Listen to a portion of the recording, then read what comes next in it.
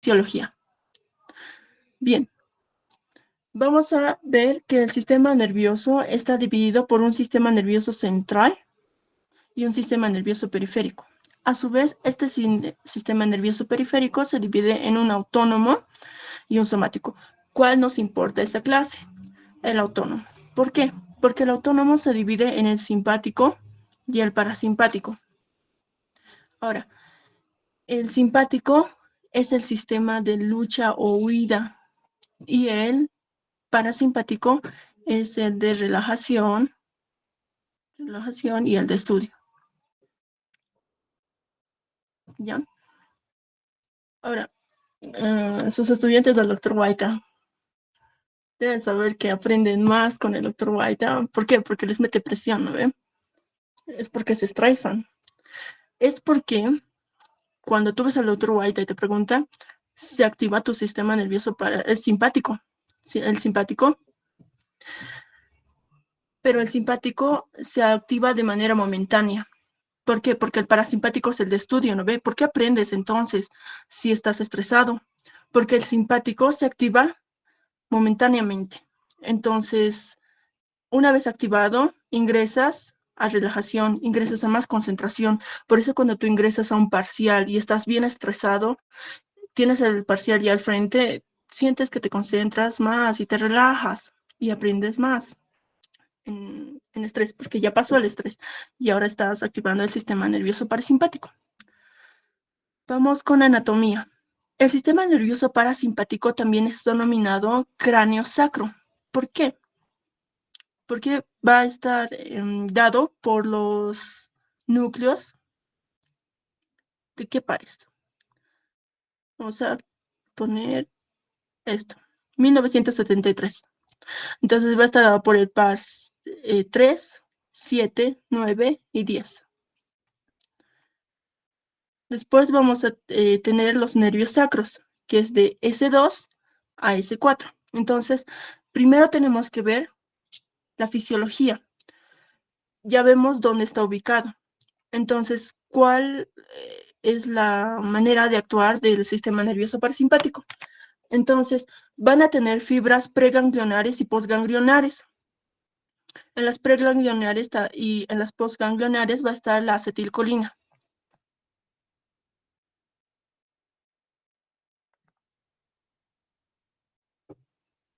Un segundo, por favor. Así. Va a estar la acetilcolina. Entonces, ¿cómo se forma la acetilcolina? Ingresa a la colina y la acetilcolina que previamente está en el botón presináptico se va a unir a través de la acetilcolina transferasa. Entonces ingresan a una vesícula y acá vamos a tener un receptor muscarínico de tipo 2 que cuando la acetilcolina esté acá va a venir y lo va a activar. Entonces, una vez activado, se va a despolarizar y va a activar los canales de calcio. Se abren los canales de calcio y recuerda que el calcio mueve. El calcio siempre mueve. Entonces va a mover la vesícula y la va a sacar y va a activar receptores. Estos son los 5 receptores muscarínicos y vamos a tener 2 receptores nicotínicos, pero no los vamos a ver esta clase ya que no tienen mucha aplicación con los fármacos que vamos a ver esta clase. Entonces vámonos de lleno a los fármacos muscarínicos. Van a ser de 5 tipos. Son metabotrópicos.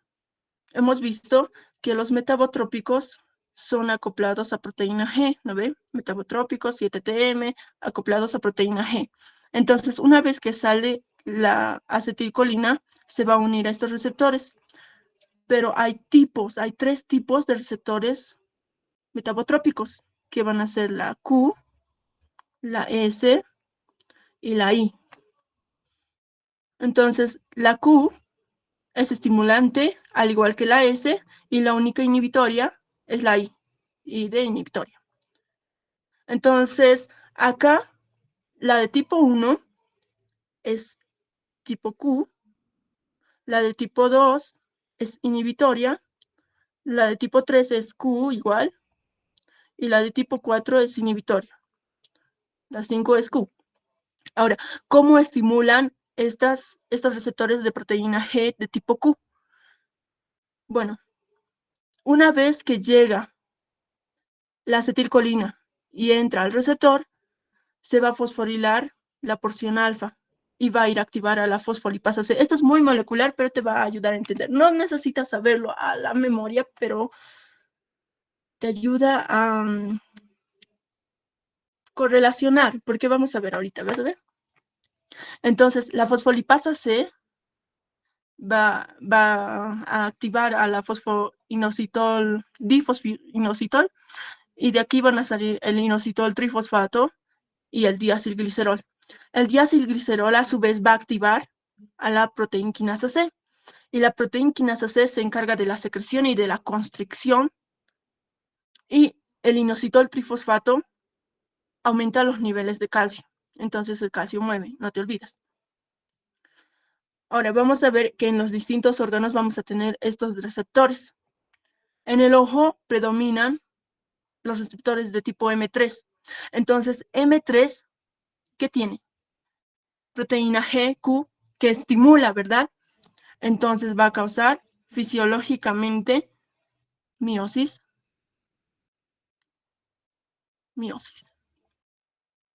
Acá, en las glándulas parótida y en la glándula sublingual, la glándula parótida va a estar inervada por el par 9 y la submandibular y sublingual por el par 7. El 7 también va a inervar a las glándulas lacrimales, ¿ya? Ahora, estos también tienen 3, entonces estimulan, entonces van a secretar mayor saliva, van a producir mayor salivación, ¿ya?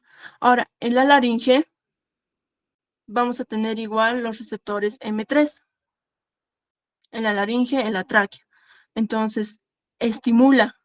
Hemos dicho que la M3 constriñe. Entonces, a nivel respiratorio vamos a tener una broncoconstricción. Y vamos a ver que a nivel cardíaco, que hemos dicho, M2 es inhibitorio. Entonces, a nivel cardíaco va a disminuir la frecuencia cardíaca y va a causar bradicardia. En el estómago es M3. Lógicamente, aumenta ¿qué? La secreción y la motilidad. La secreción y la motilidad a nivel gastrointestinal y también las secreciones biliares. Lo mismo tenemos acá, M3 y M2. Ahora, los fármacos que vamos a ver esta clase, porque esto lo han debido ver la clase pasada, los efectos van a ser líticos, van a ser todo lo contrario. De la miosis que provocaba normalmente el parasimpático, si tú le das un parasimpático lítico, un fármaco anticolinérgico, te va a causar midriasis. Después te va a causar serostomía. ¿Por qué? Porque estás inhibiendo la secreción de saliva.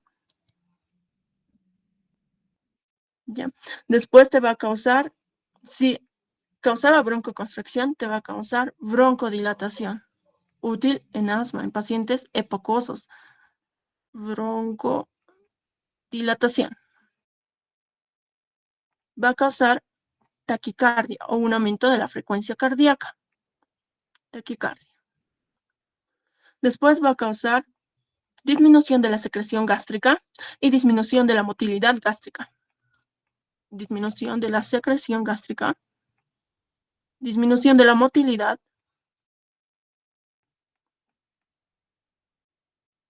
y disminución del vaciamiento gástrico.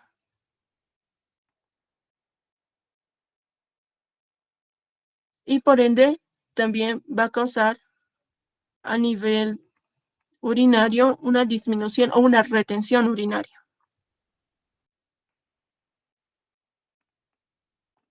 Esos son los efectos farmacológicos. Sí o sí tenemos que saber esto, porque para correlacionar con los fármacos que vamos a ver. Entonces, vamos a ir directamente a los fármacos. Los fármacos se van a dividir según su estructura y según su origen. Según su origen van a ser naturales, van a ser sintéticos o van a ser semisintéticos. En los naturales, y según la estructura, van a ser aminas terciarias y amonios cuaternarios. Y eso tiene vital importancia en la farmacocinética. En los naturales solo vamos a tener aminas terciarias, que son la atropina y la escopolamina. ¿Ya? Y hemos visto que la atropina viene de la tropa, es una planta, ¿verdad? Entonces, esto generalmente antes se usaba para envenenar personas y las mujeres lo usaban y lo siguen usando en Japón, pero antes en Italia se usaba para hacer midriasis, que los ojitos se vean más grandes y supuestamente es más bonito, ¿ya? Y la escopolamina igual. Los semisintéticos vamos a tener los de estructura terciaria, amonios terciarias, que son la omatropina y el biperideno, y los de estructura cuaternaria, que van a ser la metilomatropina, conocida como la buscapina, la metilescopolamina, la butilescopolamina, el butylbromuro de iosina, que son los más importantes, y estos van a actuar como antiespasmódicos. Antiespasmódicos. Espasmódicos. Ay, ya. El bromuro de hipatropio y el bromuro de tiotropio, conocidos como tiotropio o hipatropio, que son de estructura terciaria, van a causar broncodilatación. Generalmente se los usa en pacientes asmáticos. Y la tropicamida se utiliza para examen de fondo de ojo. Eso a nivel muy general. Entonces vamos a ir a ver ahorita cada uno de ellos.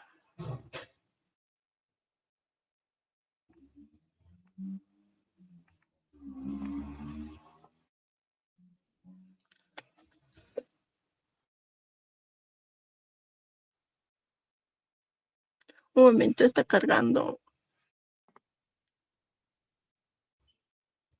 Y ahí está.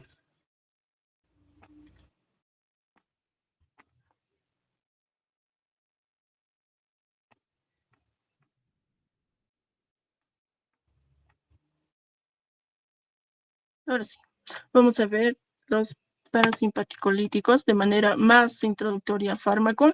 Entonces, van a impedir o van a bloquear los efectos de la acetilcolina, ¿no? ¿Cómo? Se van a unir a los receptores. Entonces, dependiendo de la estructura, van a atravesar o no la barrera hematoencefálica. A dosis altas, pero a dosis muy altas, recién van a inhibir los receptores nicotínicos. Generalmente cuando lo administramos a dosis normales no los inhiben, por eso no los vamos a ver, los receptores nicotínicos, por eso no los estamos viendo. Entonces aquí vemos otra vez la clasificación y vamos con la introducción. El representante más grande de todos estos fármacos es la atropina. Se lo denomina el fármaco prototipo, ya que todos los fármacos tienen más o menos la misma estructura. Ya, la atropina está extraído de la belladona, que es una familia, que es de las Solanaceae, y lo mismo de los demás fármacos como los semisintéticos. Esto es lo mismo, ay, no sé qué pasa ahí. Ahora, ¿por qué es importante que sea estructura amonio terciario? Porque van a ser liposolubles. Entonces, ya habíamos visto esto en generalidades. Si un fármaco es liposoluble, tiene mayor absorción, ¿verdad? Va a tener mayor absorción. Entonces, estos fármacos amonios terciarios, aminas, digo, los amonios son los cuaternarios. Las aminas terciarias pueden administrarse por vía oral y los amonios cuaternarios generalmente ejercen un efecto local, solo local. ¿Ya? Y va a atravesar la barrera hematoencefálica. También puede atravesar la barrera placentaria y puede salir por la leche. Actualmente, la escopolamina ha sido descrita que causa mucho el síndrome anticolinérgico, como el anterior.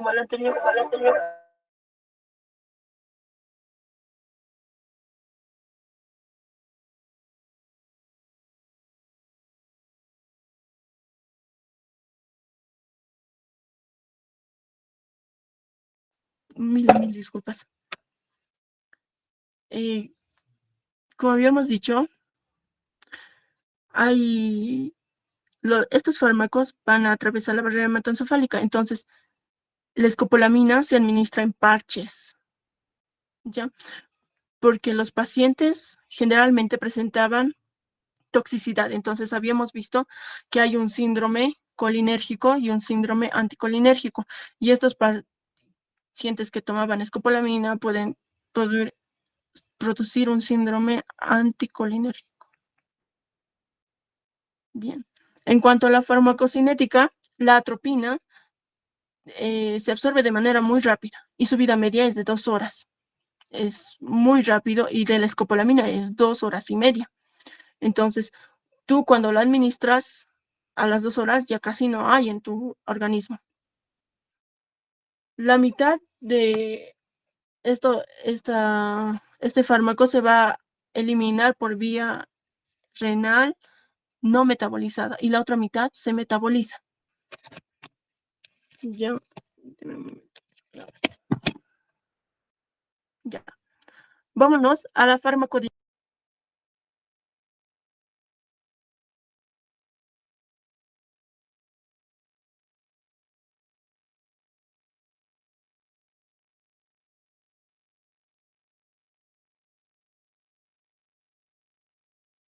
Está sin audio.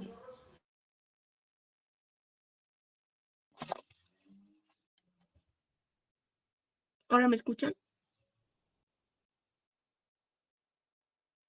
Ay, muchas gracias. Muchas gracias, de verdad que me dijo. Ya, ahora sí. Entonces, aquí estamos. Entonces, inhibe la secreción de inositol trifosfato. Inhibe la secreción y va a inhibir la secreción de calcio. Igual mismo de la adenyl-ciclasa, por lo que va a disminuir la contracción y va a disminuir la secreción. Estos fármacos son no selectivos. Vamos a ver que hay fármacos selectivos más adelante. Ahora, la farmacodinamia. ¿Qué hace a nivel central la atropina? La atropina, junto con la escopolamina, actúan como antiparkinsonianos. ¿Ya? Y a nivel del ojo van a hacer que se contraiga el músculo de la pupila. Y por eso causa midriasis. ¿Por qué? Vamos a ver un poquito de ojito aquí.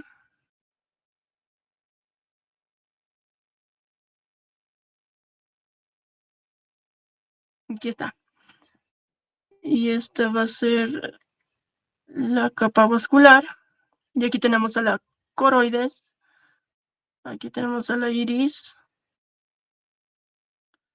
Y aquí vamos a tener al cristalino. Ya. Generalmente, cuando se administra este tipo de fármacos, van a constreñir. Ahorita se me fue. Ahorita estoy hablando. Ya. Van a contraer la pupila. Entonces va a haber una constricción a este nivel. Y puede generarse que el ángulo pupilar se una con el cristalino y puede desencadenar glaucoma. Estos fármacos son desencadenantes de glaucoma, ¿ya? Al producir la midriasis en pacientes que generalmente tienen mayor a 40 años, ya que es un factor de riesgo. Y al igual jalar el cristalino, por así decirlo, van a causar ciclopegía, que va a ser una mala acomodación, el paciente ya no va a poder ver. Pero ¿por qué le haces esto al paciente? Si sabes que es malo. Ah, no. Esto se hace en pacientes que necesitan una revisión del fondo de ojo, ¿ya? ¿Por qué? Porque cuando la pupila está miótica o está normal, tienes el pantoscopio. El oftalmoscopio tiene el pantoscopio tiene un oftalmoscopio. Entonces, cuando tú ves con el oftalmoscopio, no puedes ver la retina, Pero si tú dilatas esto, si haces que se vea más grande, entonces vas a poder ver la retina. Entonces se utiliza en examen de fondo de ojo, lo que se van a hacer este año o al año. A nivel cardiovascular, el principal efecto de la atropina es el aumento de la frecuencia cardíaca o el aumento del inotropismo. ¿Ya? ¿Por qué? Porque va a inhibir a los receptores M2 que causaban bradicardia, ¿no ven? Entonces, ¿cuándo utilizas estos fármacos? ¿Cuándo utilizas atropina? En bradicardia. En bradicardia. ¿Por qué? Porque hay acá arritmias y las arritmias no son solo los que uno cree que es que el corazón late mucho. Hay taquiarritmias que son un aumento de la frecuencia cardíaca, y bradiarritmias que son la disminución de la frecuencia cardíaca. Entonces, si disminuye tanto la frecuencia cardíaca, el paciente puede entrar en paro o puede desarrollar insuficiencia renal, ¿ya? ¿Por qué? Porque el riñón necesita mucha sangre, necesita irrigación. El cerebro necesita irrigación y si tú tienes bradicardia no le va a llegar la sangre adecuada, el flujo sanguíneo adecuado. ¿Cómo va a aumentar la frecuencia cardíaca? Aumenta la automaticidad del nódulo sinusal directamente, aumenta la conducción, ¿ya? Pero también te puede causar después una bradicardia, pero va a ser muy corta. ¿Por qué? Porque va a haber un bloqueo de los receptores M1, ¿ya? A nivel respiratorio hemos dicho que va a relajar la musculatura lisa. ¿Por qué? Porque fisiológicamente se produce una broncoconstricción. Y si tú inhibes esa broncoconstricción, broncodilatas. Y esto se utiliza en asma, en pacientes asmáticos o en pacientes epocosos. Entonces, puedes utilizarlo en asma o EPOC. Pero la atropina no es de elección. Vamos a ver cuáles son las de elección, que habíamos dicho, hipatropio y triotropio. Ahora,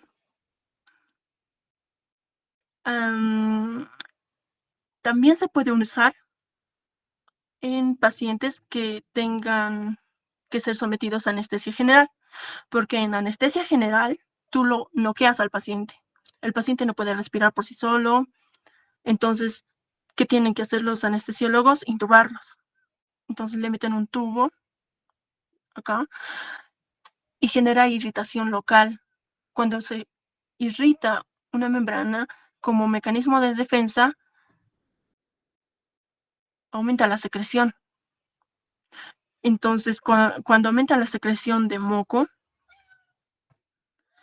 este fármaco puede broncoaspirarse y puede fallecer en cirugía. Entonces, para eso le damos antimuscarínicos, para evitar que se broncoaspire por el moco que va a generar porque le van a intubar, ¿ya? Ahora vamos a ver a nivel del tubo digestivo. Va a haber una disminución de la secreción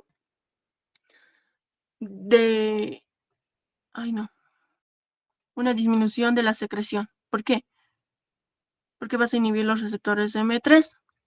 Y en la célula gástrica, nosotros tenemos receptores M3 que son estimulados por la acetilcolina y van a liberar moco gástrico. Ahora sí.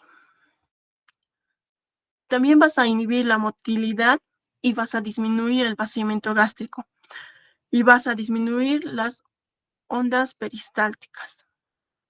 Entonces, a un paciente que ha salido o que está con hilio no le vas a dar estos fármacos, ¿verdad? Ahora, vamos directamente con la atropina. Hemos dicho que se utiliza como preoperatorio. ¿Para qué? Para evitar la cialorrea, se le dice. O sea, que aumente la secreción de moco y de saliva. Vamos a ver que en la dosis usual es de 0,4 a 0,6 miligramos y en niños de 0,1 miligramos, que generalmente dura de 4 a 6 horas. En los adultos se utiliza igual, de 0,4 hasta máximo 1 miligramo. ¿Por qué vía se puede administrar la atropina? Lo podemos administrar por vía oral, porque es una amina terciaria y se absorbe, pero no es lo más recomendable. Generalmente se administra por vía parenteral. ¿Por qué? Porque la indicación principal es la intoxicación por órganos fosforados. Vamos a ver ahorita esa intoxicación. Ay, mil disculpas. ¿Por qué no? Por sí. Ya. Vamos a ver. Creo que se escucha con un eco, ¿verdad?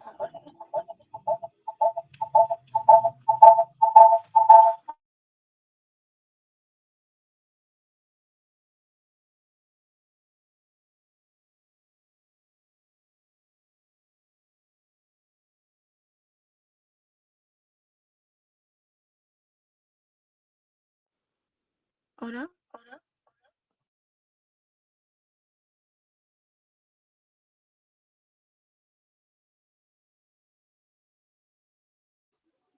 Yo creo que ahora sí. Que no funciona muy bien o no funcionaba muy bien este audio, pero lo vamos a utilizar. Me dicen, por favor, si es que falla este audio, no es muy bueno. ¿Ya? Entonces, continuemos. Vamos a tener unos efectos secundarios a nivel de los órganos que hemos dicho que iban a actuar, ¿verdad?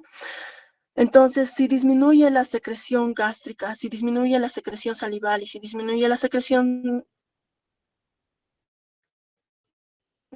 lacrimal, vamos a tener a nivel de los ojos ceros talmo.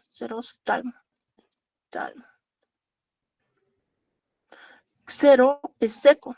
Entonces, a nivel de la boquita vamos a tener serostomía. Como dato, estas drogas, las drogas anticolinérgicas, son denominadas las drogas secantes y las drogas colinomiméticas son las drogas mojantes. ¿Ya? A nivel respiratorio vamos a tener una relajación del músculo bronquial, una muy fuerte relajación. Y a nivel cardiovascular vamos a tener taquiarritmias. Si tú bien le das al paciente bradicárdico atropina, le administras atropina intravenosa ya, pero si tú le administras mal y no haces el cálculo, bien puedes causarle una taquiarritmia fatal que puede desencadenar en una taquiarritmia, lo puedes noquear al paciente. O sea, es muy importante administrar bien los medicamentos. Puedes causar una fibrilación ventricular, perdón.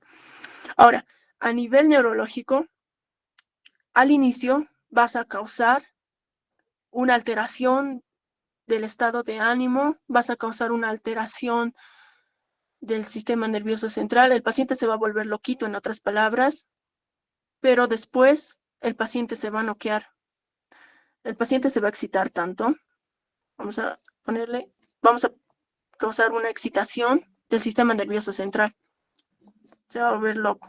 Entonces, después vas a causar una sedación, incluso puede morir el paciente por una intoxicación por atropina. Ahora, a nivel ocular vas a causar una midriasis, vas a causar una cicloplejía, que el paciente no va a poder ver. Después vas a causar una hipertensión ocular. ¿Por qué? Porque otra vez vamos a poner acá el ojito. Entonces, acá los cuerpos ciliares en la membrana vascular, acá están los cuerpos ciliares,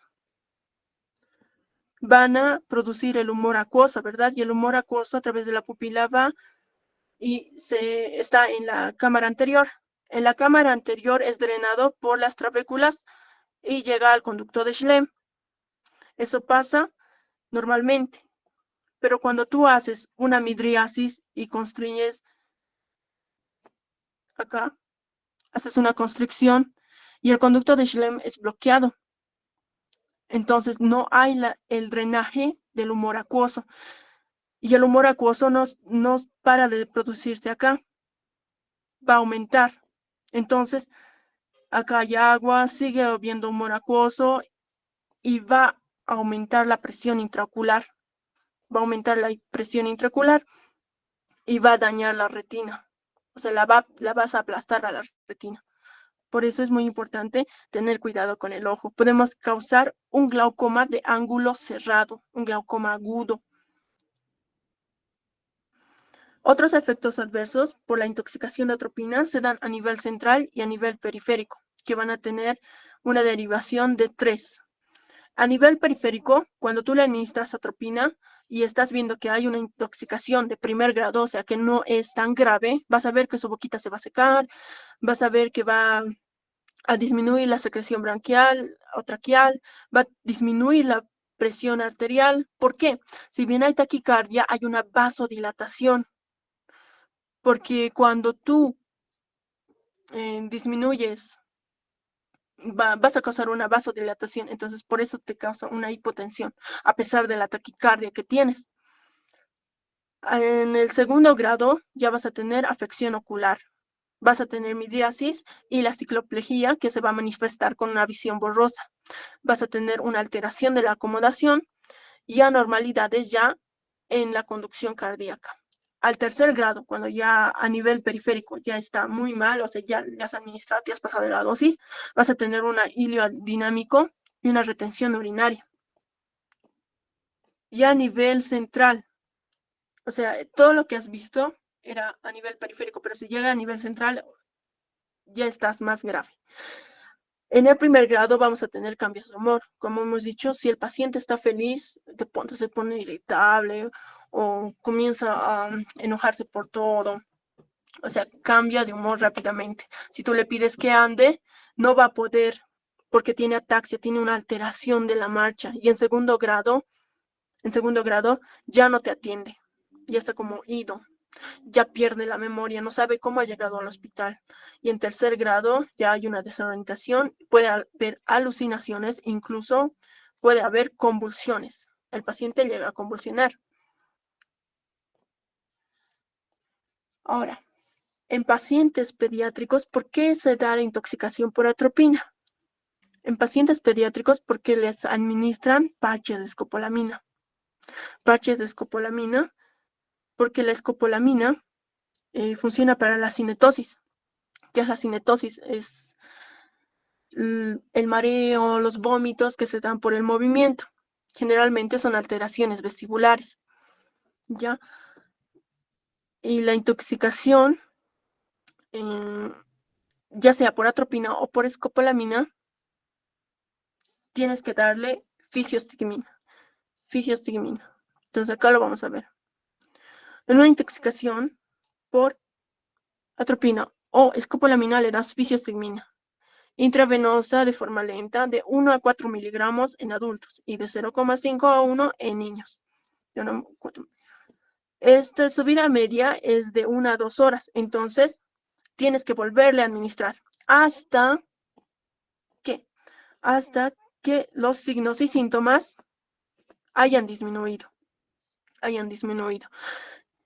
Ahora, como hemos dicho, cuando hay una intensa excitación, cuando el paciente ya está por llegar a convulsiones, utiliza diazepam, que es un anticonvulsivante. Ya, porque el paciente puede llegar a convulsionar y es fatal porque cuando convulsiona, su cerebro se fríe.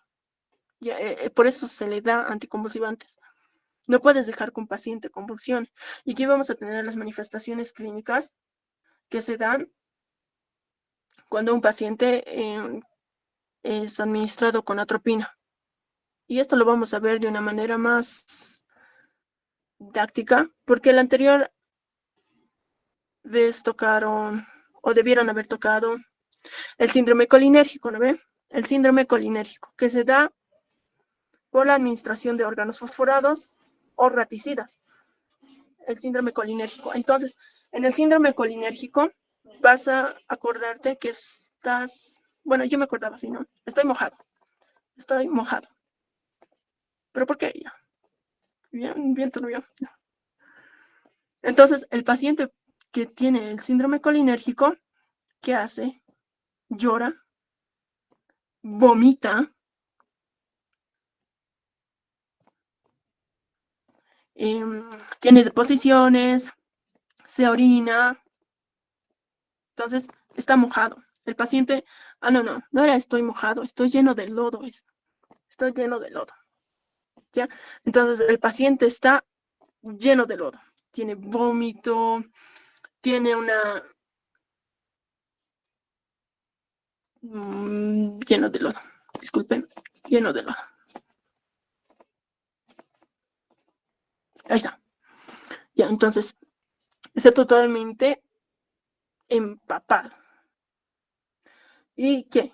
Tiene una bradicardia. Su corazoncito puede dejar de latir. Y aparte de eso, todas estas manifestaciones clínicas. Para acordarse así, estoy lleno de lodo.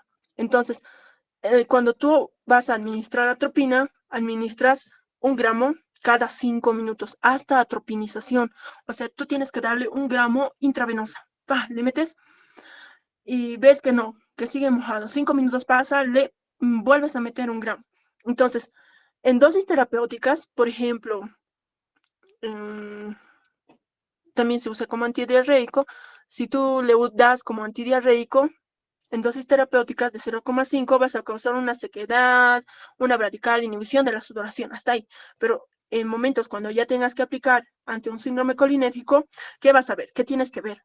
A 1 miligramo se van a manifestar la sequedad, la serostomía,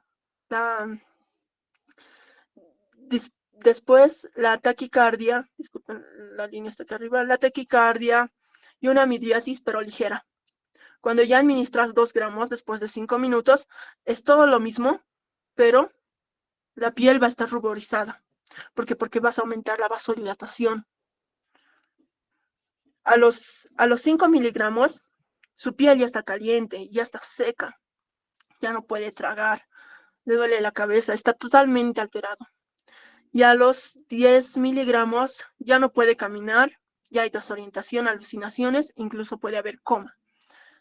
Cuando tú le administras al paciente, tienes que llegar hasta 5 miligramos, nos dicen. Pero hay pacientes que se han tomado harto. O sea, hay pacientes que quieren realmente acabar con su vida y se toman, o sea, mucho.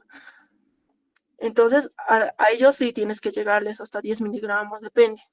Porque primero, cuando el paciente llega, el paciente va a llegarte, digamos, se ha tomado su raticida o se ha echado en la tierra y justo habían echado insecticidas y lo ha absorbido porque también se absorbe por la piel. Cuidado ahí.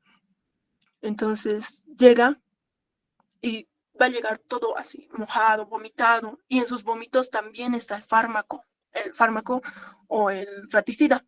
Y tú tienes que cortarle la ropa, obviamente con un equipo de protección porque puedes absorberlo. Tienes que cortarle la ropa y tienes que hacer lavado gástrico. Después administras atropina y después de la atropina administras pralidoxima.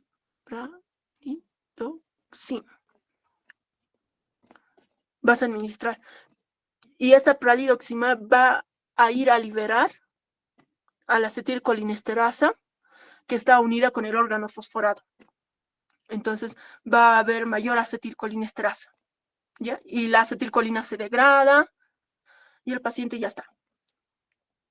Eso es en caso de intoxicación. Entonces, ¿cuáles son los principios que tenemos que seguir para que el paciente, para que nosotros veamos que el paciente ya está saliendo del cuadro colinérgico? Bueno, tiene que estar seco, tiene que tener sed, tiene que tener estreñimiento. Entonces, ¿qué le decimos ahí? Seco como un hueso. Tiene que estar midriático, la visión borrosa, porque hay una cicloplejía, hay una desacomodación del cristalino. Entonces, seco como hueso. Como hueso. Ojo, esto sabe meter el doctor White. Ya. Después va a estar ciego como el murciélago. El murciélago. Y la fiebre alta, va a tener una vasodilatación y esta vasodilatación va a dar el enrojecimiento de la piel. Entonces va a estar rojo como una remolacha. Rojo como una remolacha. Y va a tener una excitación, va a tener alucinaciones, no va a poder caminar y va a estar loco como cabra. Como cabra. Y acá va a tener una hipertensión, un colapso circulatorio y va a estar caliente como el infierno, o bueno, así le decían, caliente como el infierno, porque va a haber una taquicardia, la sangre se va a mover, entonces caliente como el infierno, como el infierno, ¿ya? Esos son los 5 principios que vamos a ver que el paciente ya está saliendo del síndrome colinérgico, pero le puedes causar un síndrome anticolinérgico. ¿Por qué? Porque hay doctores que administran y le intoxican con atropina, ¿ya? Entonces, acá. Y para la atropina ya hemos visto que el antídoto es fisiostigmina. ¿No ven? Fisiostigmina. Ojito, preguntas de examen son esas. Ya, vamos a ver las contraindicaciones. ¿Cuándo no vamos a dar atropina? ¿Cuándo no podemos dar atropina? Cuando hay hipersensibilidad. Cualquier fármaco que presente hipersensibilidad se opta por un fármaco parecido. Por ejemplo, si si le dan atropina y presenta hipersensibilidad, entonces dale escopolamina. Hay N fármacos, no le vas a dar el mismo, a menos que sea de vida o muerte. En ese caso, sí. La hiperplasia benigna de próstata. ¿Por qué? Porque hemos dicho que disminuye la secreción, el vaciamiento. Entonces, ¿qué pasa en la hiperplasia benigna de próstata?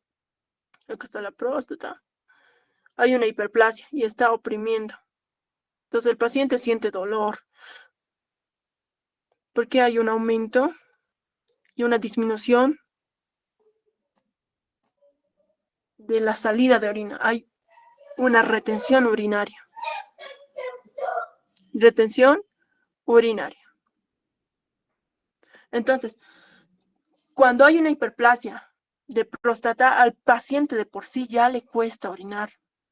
Y tú que le das este fármaco, vas a hacer que su dolor aumente aún más. No le puedes dar en hiperplasia benigna de próstata. Y lo mismo pasa en la retención urinaria, que igual el paciente está reteniendo su orina y le duele. Entonces, si tú le das y esto inhibe el vaciamiento urinario, ¿qué estás haciendo? Y en el hilio paralítico, ¿por qué? Porque disminuye la motilidad. Y lo mismo en la estenosis pilórica. Y hoy hemos hablado que en el glaucoma de ángulo estrecho. ¿Por qué? Porque estos fármacos pueden aumentar tu glaucoma de ángulo estrecho o pueden causarte un glaucoma de ángulo estrecho por la constricción y porque el músculo se contrae. Y al contraerse, el iris oprime o bien tapa el conducto de Schlemm. Entonces el humor acuoso ya no es drenado. Ahora, en pacientes hepatópatas, hemos dicho que el 50% se metaboliza por hígado y el otro 50% se elimina por vía renal sin sufrir metabolismo. Si tu paciente es hepatópata, ten cuidado, puede desencadenar un síndrome anticolinérgico. Lo mismo con los pacientes con insuficiencia renal. Y pueden inhibir también la atropina puede inhibir la lactancia o se puede secretar por vía láctea, por vía de la leche materna. Entonces, ¿cuáles son las indicaciones principales del asma, de la atropina? Son cardiovasculares y como antídoto. De todos estos son indicaciones como general de todos los anticolinérgicos, pero de la atropina como esencial se da en bradicardia o bloqueos auriculoventriculares, también se da en infarto, ojo, y se da en infarto porque en el infarto hay una disminución, hay una bradicardia, porque un pedacito del corazón se ha muerto, ¿no ve? Pero tienes que darlo de una manera muy moderada, porque si tú quieres revertir esta bradicardia y le das un poquito más, te pasas, digamos, de 0,01 miligramos, puedes causarle taquicardia, porque ese es el efecto del fármaco. Y como hay un infarto agudo de miocardio, aumentas la contracción. Entonces, para contracción, ¿qué necesitas? ATP. Y no hay oxígeno, o sea, y puedes aumentar el grado de infarto. Si te pasas por la taquicardia, puedes aumentar el grado de infarto. Puedes hacer que si se ha infartado, digamos, una cara, 2 caras lo infartas. Entonces hay que tener cuidado. Se usa en infartos, sí, pero con cuidado. Especial uso en bradicardia. Y en posoperatorio. Posoperatorio y intoxicación por órganos fosforados y setas muscarínicas, que igual actúan como fármacos colinérgicos. Vamos a ver ahora si los fármacos sintéticos o semisintéticos, que los vemos que van a ser aminas terciarias y aminas cuaternarias.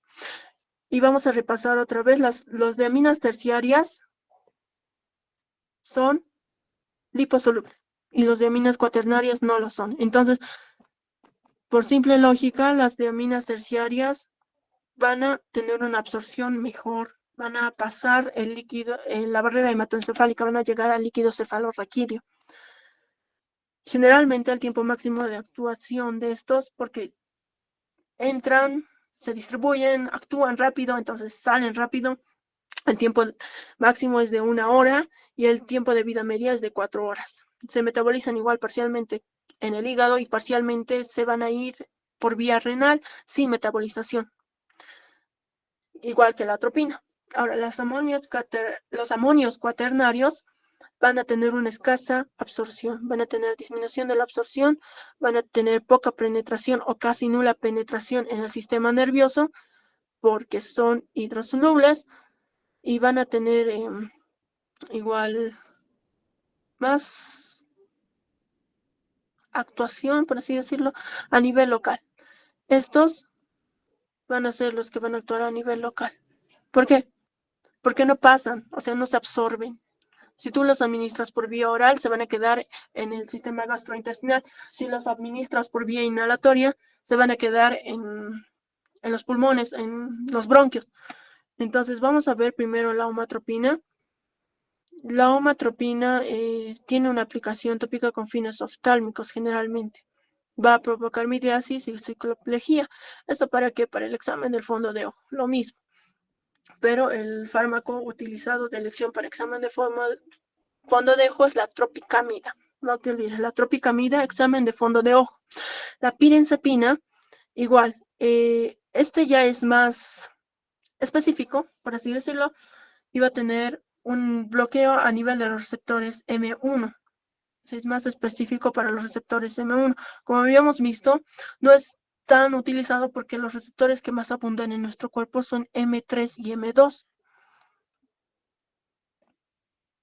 Ya, la darifenacina es selectivo del M3 y se utiliza en la vejiga hiperactiva. Esto es indicación. Y es selectivo de la M3. Vejiga hiperactiva. Estos pacientes, ¿por qué? Porque hemos dicho que no le puedes dar a pacientes con hiperplasia benigna de próstata, ¿no? Pero hay pacientes que tienden a ir demasiado al baño o que cuando están, digamos, en clases no controlan y se orinan. Esa es la vejiga hiperactiva. No pueden controlar su micción o cada rato están yendo al baño. Entonces, eso no es tener buena calidad de vida. Imagínate tú estar ahorita y al baño. Vuelves 5 minutos al baño. Entonces, para esos pacientes se les da la darifenacina y también en pacientes que tienen incontinencia urinaria, que no pueden controlar, que generalmente son pacientes femeninas que multíparas, que, bueno, en nuestro medio, ¿no? Que manejan mucha carga y en nuestro medio es muy abundante. Y ahora vamos al hipatropio y el tiotropio, que hemos dicho que son fármacos para asma o para pacientes epocosos o la enfermedad pulmonar obstructiva crónica, EPOC. Ahora, estos son amonios cuaternarios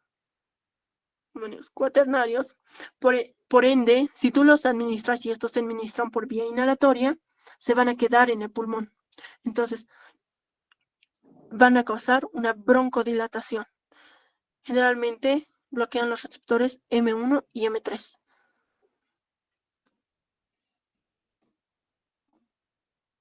Ahora, el brotilbromuro de escopolamina, si bien son menos potentes, porque lo que es natural siempre es mejor, no en todos los casos, pero en este caso sí, es menos potente que la atropina. Su acción por tener ese grupo metilo y el bromuro es más prolongada. Es mucho más prolongada, porque hemos dicho que la atropina tiene una vida media de 2 horas y esta tiene una vida media de 8 horas. ¿Ya? Se administra generalmente en pacientes con dolores cólicos, o sea, en pacientes que tienen retortijones, por así decirlo. Y el butilbromuro de aumatropina, o el conocido como buscapina. Este generalmente se le da como antiespasmódico gastrointestinal. Igual, son dolores de tipo cólico, son de vísceras huecas, o sea, cuando tu estómago o cuando la vesícula biliar se contrae, irrita las fibras nerviosas. Fisiológicamente no, pero en un caso patológico sí. Entonces, administramos esto para que disminuya el movimiento y al disminuir el movimiento disminuyes la irritación y ya no le duele. Esto no es analgésico. Si la causa es otra, este fármaco no va a rendir efecto y siempre se los administra con un AINE o con algún opioide leve para que sí le deje de doler, porque si tú lo administras, si tu paciente viene con cólico biliar, que es que hay una obstrucción a nivel de la vesícula, entonces aumenta la presión, las fibras nerviosas se dilatan y esa dilatación duele. Entonces, ¿qué hace la vesícula? Como un mecanismo reflejo, se constriye, intenta sacar, digamos, el lito, pero al hacer esa constricción, irrita más las fibras nerviosas. Y tú disminuyes la contracción, vas a disminuir el dolor, vas a disminuir la irritación nerviosa. Entonces, para eso se usa estos fármacos que son antiespasmódicos. Bien, hemos dicho que va a ser para uso oftálmico. ¿Cuál? ¿Qué fármaco? La tropicamida. ¿No ven?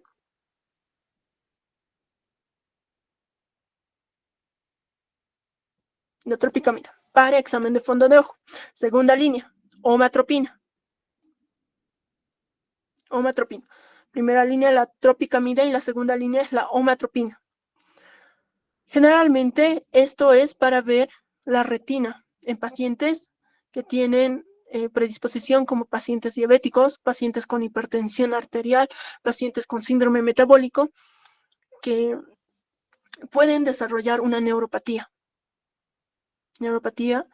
¿ya? Y en pacientes con queratitis, acá dice, ¿no? Pero generalmente yo he escuchado que es la iridociclitis y la uveitis, que son fibrosis en el iris que van a disminuir la visión. ¿Esto por qué? Por infecciones, generalmente. Uy, las infecciones, gonorrea. Infecciones oculares. ¿Ya? Ahora, acá vamos a ver que seguimos hablando de la atropina. Como hemos visto, no se va a usar tanto la atropina en este caso. Vámonos con la omatropina. La omatropina, si tú quieres hacer un examen de fondo de ojo, vas a utilizar una solución al 2%. Se utilizan colirios y va a ser de 5 a 10 minutos hasta completar las 5 dosis. Se administra 5 dosis y realmente esto es brutal porque Lo van a ver en su tercer rote, si no mal recuerdo, y se hacen esto. Duele porque cuando hay una midriasis, ingresa la luz de una manera abismal. Entonces la retina no es capaz de soportar eso, porque cuando va la luz como reflejo hay una miosis. Y cuando tú le administras estos fármacos, el reflejo de miosis desaparece. Por más luz que tú le apliques, sigue estando midriático el paciente. ¿Ya? La tropicamida igual. La tropicamida es de primera elección en examen de fondo de ojo. Entonces, en la tropicamida vas a administrar del 0,5 al 1%. Ojo, este fármaco es carito. Entonces, vas a ver primero una midriasis y luego una cicloplejía, que va a comenzar a los 20 a 30 minutos. Generalmente puede ser de 2 a 7 horas. ¿Ya? Y ya. El ciclopentolato igual es otro fármaco que se administra por vía oftálmica para el examen de fondo de ojo. Vamos al tubo digestivo. Estas sí son indicaciones, la pirenzepina y la telenzepina, ya que son fármacos selectivos de los receptores M1. En el sistema digestivo vamos a encontrar los receptores M1 y M3. Generalmente los de M3 se encargan de la secreción, pero estos van a ser más que todos para la secreción de ácido, el M1. Entonces, se daba antes, ya no se da actualmente, porque hay fármacos más efectivos como los inhibidores de la bomba de protones, como el omeprazol, o los inhibidores de los receptores de H2, de histamina tipo 2. Y estos se utilizaban antiguamente para disminuir la acidez gástrica. Ahora, la atropina o el glucopirrolato, que es de segunda elección, se puede administrar para el síndrome de intestino irritable o de colon irritable, o el SIBO, como coloquialmente lo conoce. El síndrome de intestino irritable es brutal, ¿no? El síndrome de intestino irritable es una patología que generalmente afecta a mujeres jóvenes de entre 20 y 40 años, que se caracteriza por una distensión abdominal, meteorismo, en ambientes que generan estrés. O sea, pacientes femeninas generan estrés y su estómago se hincha. Y no ven, o sea, no es por alguna razón, no es que hayan comido algo mal. Y el factor de estrés desaparece y su estómago vuelve a la normalidad. Aumenta la distensión, hay meteorismo, es el síndrome de intestino irritable o del colon irritable. A veces puede haber estreñimiento o en casos puede haber diarrea. Entonces, ¿qué se usa? El glicopirrolato. Y ahí vamos a ver las dosis y vamos a ver ahora la diciclomida, que igual se utiliza. En el aparato cardiovascular, igual manera, el fármaco de elección es la atropina. Y de vía urinaria, igual. Bien, creo que con eso, estas son las últimas dos diapositivas. La incontinencia urinaria, vamos a utilizar la tolterodina, que va a tener una afinidad para M2 y para M3. Entonces va a disminuir la secreción, va a disminuir o va a aumentar el tono del esfínter para que los pacientes no orinen, que hemos dicho en vejiga hiperactiva e incontinencia urinaria. Lo mismo la darifenacina, que es el tratamiento de elección para vejigas hiperactivas. Y ahí vamos a ver las dosis.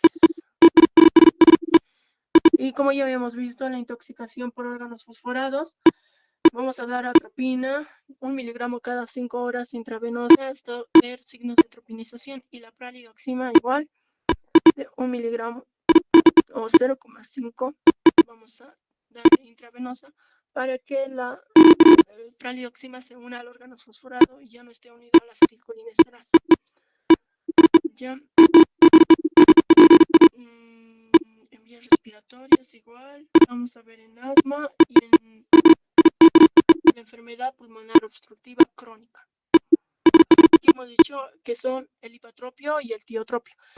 También hay fármacos, bueno, vamos a verlo. Si bien estos fármacos antagonizan la reacción colinérgica de la broncoconstricción, el sistema simpático hace una broncodilatación fisiológica. Entonces, hay fármacos como los simpáticos miméticos que son broncodilatadores. Entonces, en asma puedes administrar simpáticos miméticos o anticolinérgicos. Y generalmente se administran más los simpáticos miméticos, pero en el asma está el bromuro de hipatropio y el tiotropio. En el POC es más simpático mimético. ¿Ya? Ahí tenemos el hipatropio. El hipatropio es de una corta, ¿cómo por así decirlo? Tiene más corta duración, entonces se puede administrar de 2 a 4 veces al día. En lugar del tiotropio, que es el que tiene más larga duración, incluso solo puedes administrarlo una vez al día.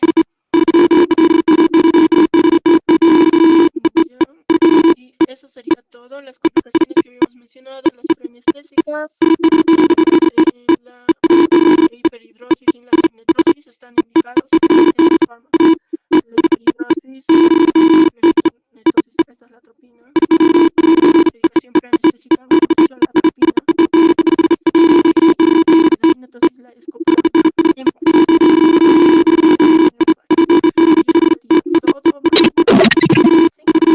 mañana voy a mandar por la mañana un examen.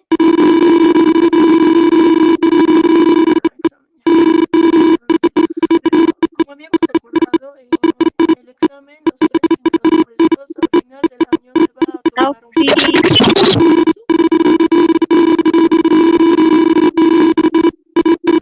¿Qué sucede? No entiendo, ¿qué pasó? Raro. A ver, ay, sí, eso es lo malo con este audio. Denme un segundo.